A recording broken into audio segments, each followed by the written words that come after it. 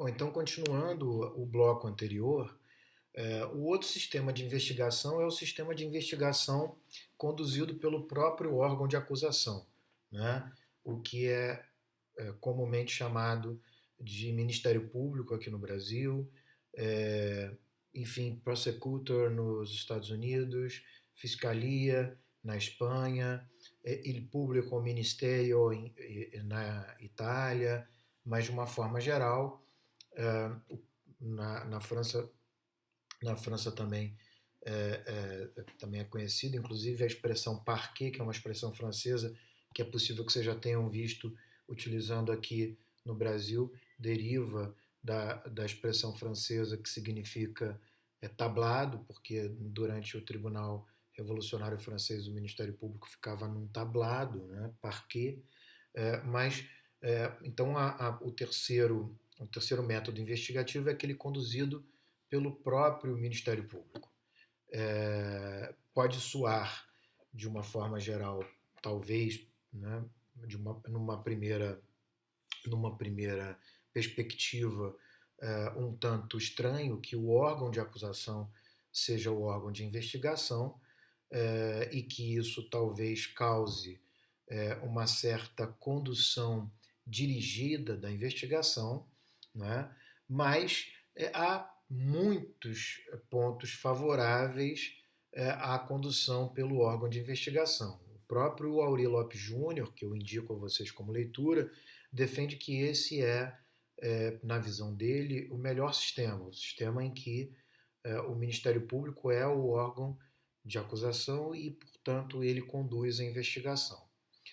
Não tem dúvida que há algumas vantagens. A primeira vantagem é que a investigação conduzida pelo órgão de acusação, ela não, em tese, ela não pratica atos desnecessários, né? Vocês imaginem uma investigação conduzida pela polícia que entrega a investigação ao Ministério Público e o Ministério Público pode, então, discordar de vários atos que foram praticados, portanto, atos que foram desnecessários, e em vários países o Ministério Público ele determina ou pede que outros atos de investigação sejam praticados pela polícia, o que faz com que a investigação tenha um curso, digamos assim, longo ou desnecessariamente longo. Não é? Esse, portanto, é um ponto que, obviamente, a investigação conduzida pelo órgão de acusação ela terá uma vantagem adicional que é ser conduzida de forma dirigida, ou seja, praticando os atos de investigação que o próprio órgão que vai acusar considera necessários e, portanto, não há demora em repetir atos ou repraticar ou praticar outros atos que não foram praticados, descartar atos praticados desnecessariamente. Por outro lado, também é uma vantagem em relação à investigação conduzida pelo juiz, porque também, quando é conduzida pelo juiz, o juiz entrega uma investigação pronta para que o Ministério Público acuse. Né? Então, o Ministério Público pode, ele próprio, procurar os elementos que ele entende sejam necessários para formular a sua acusação. Tá? Tem, sem dúvida, não me parece cabível, inclusive, a dúvida, de que existe um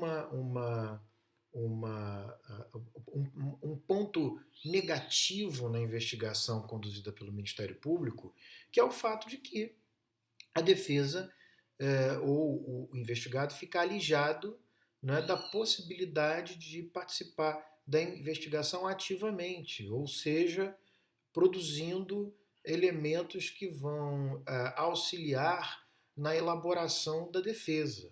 Né?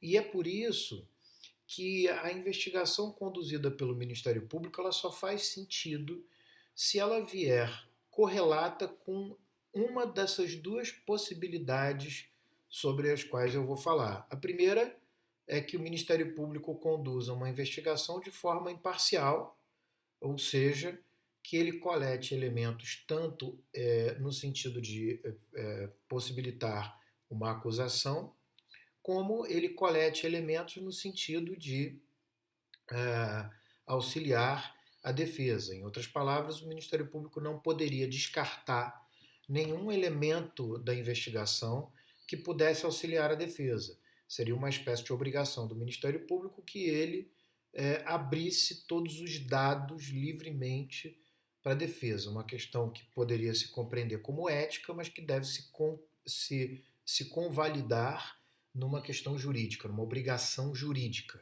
Tá? O que os americanos chamam de disclosure, apresentação de todos os elementos investigativos para que a defesa possa ter acesso e utilizar. Tá? A outra contrapartida seria se o Ministério Público não tiver, digamos assim, a obrigação de investigar também coletando elementos defensivos, mas que a defesa tivesse poderes investigativos, e nesse sentido a gente fala sobre investigação defensiva, que na Itália é previsto e se chama indagine defensive, né?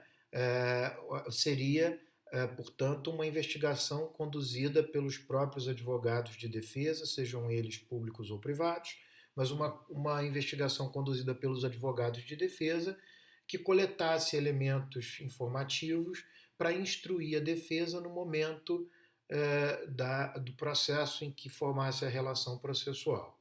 Tá? Não me parece ser possível pensar em uma investigação conduzida pelo Ministério Público de forma minimamente igualitária, né, a conferir paridade.